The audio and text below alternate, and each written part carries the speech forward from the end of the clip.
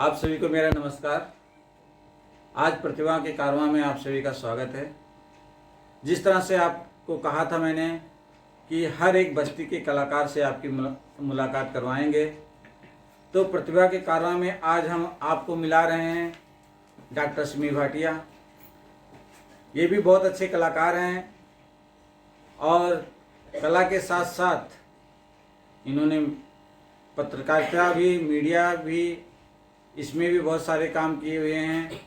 और साथ साथ एक बहुत अच्छी बात है कि ये अच्छे राइटर भी हैं, लेखक भी हैं। तो जो भी आज तक इनके जीवन में इनका जो अनुभव है और इन्होंने अपने करियर की शुरुआत कब से की है, उस करियर की शुरुआत में इनके जीवन में किन किन कठिनाइयों का सामना इन्हें करना पड़ा है, कैसे संघर्ष करते हुए ये आगे से आगे बढ़ते चले गए हैं। तो आज इन्हीं की जुबानी ये दास्तां सुनते हैं। तो सिमी जी, आपका हमारे प्रतिभा के कारवां में स्वागत है। और आज हमारे दर्शक भी आपसे मुलाकात करेंगे ही करेंगे इस एपिसोड के माध्यम से। तो प्रतिभाओं के कारवां में सबसे पहले हम आपका स्वागत करते हैं और ये जानना चाहेंगे कि आपने अपने करियर की शुरुआत कब से शुरू की है, तो हमारे दर्शकों को बताना चाहेंगे। तो कृपया करके आप बताइए कि आपने अपने करियर की शुरुआत कब से। सबसे पहले तो मैं संतोष जी आपका बहुत बहुत धन्यवाद करती हूँ और बहुत बहुत आभारी हूँ कि आप मुझे अपने चैनल के माध्यम से दिखाएंगे ताकि लोगों को मुझे भी सुनने का मौका मिलेगा। और जैसा कि आप जानते हैं, बस्ती एक बहुत छोटी सी जगह है। यहाँ पे करने को अभी रंगमंच से बहुत सारी चीज़ें नहीं हैं, लेकिन एक रंगमंच हम लोगों ने जागृत किया हुआ है। जब मैं बहुत छोटी सी थी तभी से मुझे मन में ये था कि मैं जो स्कूल्स के प्ले होते थे उनमें मेरी भागीदारी रहती थी। मैंने धाई माँ का रोल किया और मैंने ऐसे बहुत सारे रोल किए। बचपन से ही मुझे एक था कि मुझे आगे चल के एक्टिंग का क्षेत्र अपनाना है। तो जैसे जैसे बड़े हुए, खैर घर के कुछ हालात ऐसे थे कि मदर फादर का जल्दी से डेथ हो जाना करना, तो जिस वजह से ये थोड़ी सी आगे चीज़ें नहीं जा पाई। फिर शादी हुई मेरी और शादी के बाद मेरे हस्बैंड से मैंने अपनी ये बात रखी, तो उन्होंने मुझे कहा कि बिल्कुल अगर आपका ये शौक रहा है बचपन से तो आप इसको बिल्कुल मरने नहीं दे।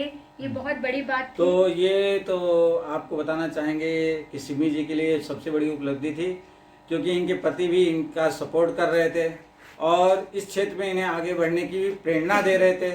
तो ये तो बहुत सौभाग्य की बात है। हम तो यही चाहेंगे कि जो भी पेरेंट्स हैं या पति हैं जो अपने पत्नी को कला के क्षेत्र में अगर वो आगे जाना चाहती हैं और सपोर्ट करेंगे तो बहुत बहुत ही शुक्रिया हो, क्योंकि दिल की जो इच्छा है, दिल की जो तमन्ना है वो पूरी होनी चाहिए। तो इस सपोर्ट के लिए आपको और आपके पति को हम प्रतिभा के कारवां से बधाई देते हैं, क्योंकि प्रतिभा को आगे बढ़ाने के लिए सपोर्ट सबसे बहुत जरूरी होता है। और आगे का सिलसिला कैसे हुआ जरा आप बताना। फिर जब शादी हुई मैंने अपनी इच्छा जाहिर की, तो उन्होंने कहा बिल्कुल आप आगे बढ़ें, आगे काम करें। तो मैं हम लोग दिल्ली में रहते थे और एक मैं बहुत छोटी सी कंपनी में काम करती थी, एलाइट मार्केटिंग में। वहाँ जहाँ आपने पूछा कि करियर की शुरुआत की, जहाँ तक बात थी वो यहीं से शुरू हुई कि जब मैं वहाँ जॉब करती थी तो वहाँ पे शैम्पूज बनते थे। तो शैम्पू बनाने वाली कंपनी थी और शैम्पू बनाते बनाते उन्होंने मतलब अपनी ऐड के लिए पहला आपका ऑफर है ऐड फिल्म का। हाँ, नहीं, मॉडल्स एक्चुअली बुलाए उन्होंने। और मॉडल्स बुलाने के बाद जो उनके 4 मॉडल्स आई, एक शायद 4 मॉडल्स बुलाई थी और 3 आई और एक बीमार हो गई। तो अब बड़े परेशान हुए वो लोग कि एट ए टाइम वो मॉडल नहीं उपलब्ध हो पाई।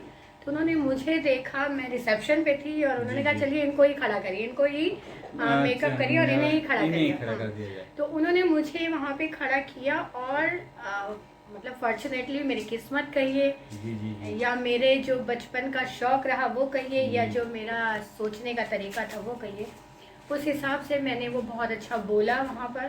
तो जहाँ से मुझे वो ऑफर आने लगे, तो पहली DD1 पे एक एलाइट मार्केटिंग की एक ऐड आती थी कंट्री हर्ब शैम्पू के नाम से। उस शैम्पू की ऐड मैंने फर्स्ट टाइम की, तो मुझे फिर वहाँ से धीरे धीरे यहाँ से मेरी शुरुआत हो गई। फिर मुझे सलमान खान की फिल्म तेरे नाम और रन, अभिषेक बच्चन जी की फिल्म में भी भूमिका चावला जी के साथ काम करने का मौका मिला। हालांकि वो रोल्स बहुत बड़े नहीं थे, लेकिन मेरे लिए छोटे-छोटे वहाँ रोल। तक खड़े होना, बस्ती जैसे छोटे शहर से निकल के उस जगह पर अपनी एक हल्की सी भूमिका दिखाना, ये अपने आप में बहुत महत्वपूर्ण था। तो मैंने वहाँ शुरुआत की, फिर मेरी रिटर्निंग बस्ती हो गई। बस्ती में आने के बाद में आपने सबसे पहला फिल्म या सबसे पहला प्ले कौन सा किया है, जरा हमारे दर्शकों को बताना चाहेंगे? जी ज़रूर। बस्ती में जब मैं आई तो सबसे पहले मैंने यहाँ पे एफएम ज्वाइन किया, और एफएम ज्वाइन करते ही मुझे पता चला कि एक फैजाबाद में रियलिटी शो हो रहा है, जी जी जी। बिग मेम साहब के नाम बिग से। मेम साहब। हाँ जी, बिग मैजिक चैनल पे आता था। जी जी। फिर मैंने उसको पार्टिसिपेट किया, मैं कई राउंड वहाँ पर खेली, कई राउंड में आगे भी बढ़ी, तो काफ़ी अच्छा वो मेरा एक्सपीरियंस रहा। फिर वहाँ से आने के बाद हमने एक प्ले किया, बस्ती की टीम इप्टा से जुड़ी, एक्चुअली मैं इप्टा जैसी संस्था से जुड़ी हुई हूँ, तो वहाँ यहाँ आके मैं जुड़ी और फिर मैंने उन लोगों के साथ प्ले किया जो मेरे सहयोगी थे। तो ये खुशी की बात है कि जहाँ ये फिल्म में भी काम कर रहे हैं, लेखक भी हैं, मीडिया में भी काम कर रहे हैं, उसी के साथ साथ ये नाट्य मंच पे भी अपनी कला को दिखाते हैं। तो आज उस नाट्य मंच में पहला प्ले इनका कौन सा हुआ, उसके बारे में हम जरा।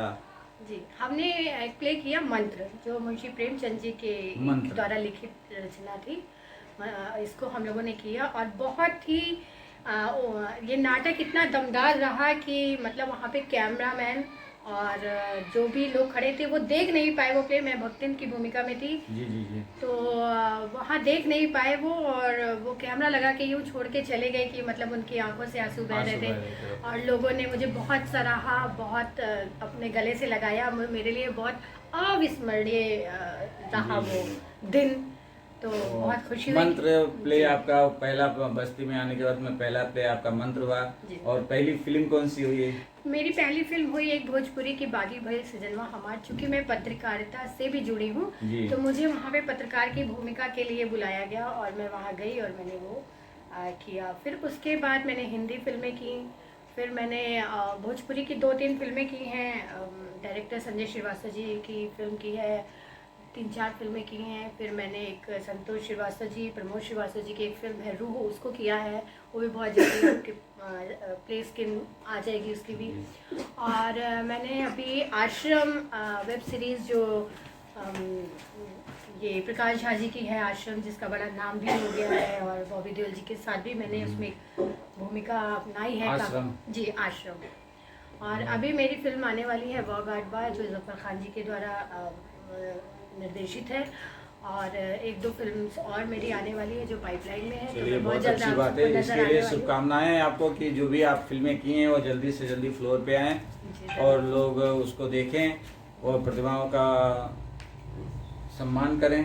इसके साथ साथ में हम कुछ हमारे दर्शकों को ये बताएंगे कि इस जो सफ़र रहा, मतलब दिल्ली से लेके बस्ती, बस्ती से लेके जो फिल्म जगत में या नाट्य मंच में जो आपका सफ़र रहा, इसमें कुछ अनुभव आप अपना रखना चाहेंगे कि कुछ, जैसे क्या है कि कार्य करते समय हमें कुछ ना कुछ मन में एक याद रह जाती कि ये चीज़ें हमारे साथ सपोर्ट में आई, या जो भी अनुभव आपके जीवन में आया उस अनुभव को जरा हमारे दर्शकों को बताना चाहेंगे?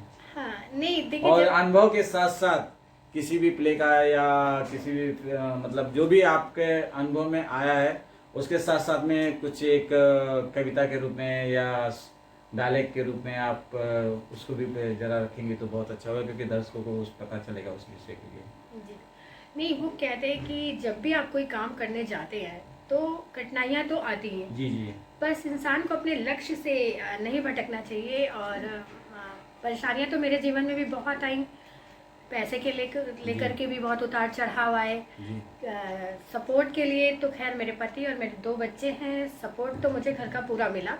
चलो, यही सबसे बड़ी चीज होनी चाहिए कि परिवार के लोग सपोर्ट ज्यादा करेंगे तो ज्यादा ही सुंदरता आती रहती है। यहाँ तक कि बच्चे मेरे खुद मुझे स्क्रिप्ट याद कराते हैं, मेरे साथ कई बार सेट पे जाते हैं और मुझे स्क्रिप्ट याद कराते हैं, तो ये बहुत बड़ी अपने आप में एक बड़ी बात है। कोई एक हाँ, बस मैं ये 2 लाइनें ये बोलना चाहूँगी। आपने जहाँ तक पूछा कठिनाइयों का सवाल है, तो मैं ये कहना चाहूँगी कि जब धरती और आकाश मिले ये मोहब्बत है, बिन मांगे बरसात बहे ये मोहब्बत है, रुख मोड़ दे जो बहते हुए पानी का, रुख मोड़ दे जो बहते हुए पानी का, दर्द हो और होठ ना हिले, ये मोहब्बत। वाह जी वाह, बहुत सुंदर। तो ये ही मोहब्बत है लोगों की, और आपको दिल में दर्द है लेकिन आप मोहब्बत बांट रहे हैं, आप समाज के साथ चल रहे हैं, कंधे से कंधा मिला के आपके परिवार वाले आपके साथ चल रहे हैं, तो ये आपके लिए बड़े सौभाग्य की बात हो जाती है और आपको आगे बढ़ने में प्रेरणा देती है। बहुत अच्छी बात जी, बहुत अच्छी बात है। तो हम ये कहेंगे कि कुछ हमारे जो कला के क्षेत्र में नए नए बच्चे आना चाहते हैं या उनके पेरेंट्स हैं जो उनको आगे लाना चाहते हैं, या कुछ कठिनाइयाँ भी बहुत सारे बच्चों के सामने आती हैं, तो उनके लिए कुछ संदेश, आप जो प्लान है वो क्या है, वो हमारे दर्शकों को बताना चाहेंगे? जी, आगे यही प्लान है कि कुछ अच्छा करें, कुछ बड़ा करें और सबके साथ करें, सबके सहयोग से करें। तो अभी फिल्म्स हैं मेरी, जैसा कि मैंने आपको पहले भी बताया कि 2-3 फिल्में हैं मेरी अभी जो आने वाली हैं, बहुत जल्द जिनकी शूटिंग स्टार्ट भी होने वाली है। अभी तक तो यही प्लान है। चलिए, बहुत बहुत आगे भविष्य के लिए आपको ढेर सारी शुभकामनाएं देते हैं, और आप हमारी प्रतिभा के कारवां में आए इसके लिए आपका बहुत बहुत धन्यवाद। और दर्शकों को ये कहना चाहेंगे कि ऐसे ही बस्ती के नए नए कलाकारों से आपको मिलाते रहेंगे। आप हमारे चैनल को देखते रहिएगा, और एक विनती करना चाहेंगे कि अगर ये वीडियो आपको पसंद आया तो लाइक, शेयर और सब्सक्राइब जरूर करिएगा, ताकि लोगों को प्रोत्साहन मिले और लोग ज़्यादा से ज़्यादा इसे प्रोत्साहित करें। तो इसके लिए यही विनती करने के साथ साथ इस प्रोग्राम को यहीं ख़त्म करते हैं। आप सभी को मेरा नमस्कार। जी, नमस्कार करने से पहले मैं आपको एक छोटी सी मेरी इल्तिजा भी है कि मैंने जी, अभी जी। बहुत जल्दी एक टिफिन सर्विस शुरू की है। जी जी। तरह तरह के खाने बना अरे करके। तो ये भी बहुत अच्छी बात है, जी। तो इसके लिए बधाइयाँ हैं। जी जी जी। तो पंजाबी रसोई के नाम से मेरी ये टिफिन सर्विस है, सिम्मे टिफिन सर्विस, जी, और जी। पंजाबी रसोई के नाम से। चलिए, आप लोग को एक और खुशखबरी है कि ये कभी भी आपको आवश्यकता हो, लेकिन एक चीज़ और कहना चाहेंगे, जो आपने टिफिन सर्विस शुरू की है तो उसका मोबाइल नंबर जरा हमारे दोस्तों को बता दें, ताकि किसी को आवश्यकता हो तो वो सुविधा का लाभ वो ले सकें। जी बिल्कुल। मेरा टिफिन सर्विस जो है पंजाबी रसोई के नाम से है, सिम्मे टिफिन सर्विस, और इसमें वेज और नॉन वेज दोनों तरह के हम खाने प्रोवाइड कराते हैं। तो मेरा मोबाइल नंबर है 9936312006। दूसरा नंबर है 8896235786। एक हिंदी में बता दिया मैंने और एक इंग्लिश में, जो भी समझ में आए आप जल्दी से कीजिए। बहुत बहुत धन्यवाद संतोष जी, बहुत बहुत शुक्रिया। और यही कोशिश करेंगे कि आपका चैनल, और यही दुआएं करेंगे कि आपका चैनल अच्छा चलता रहे। और आप सब भी अगर इस चैनल को देखना चाहते हैं, और इस चैनल को ज़रूर देखिए, क्योंकि बस्ती के कलाकारों के लिए ये चैनल बनाया गया है।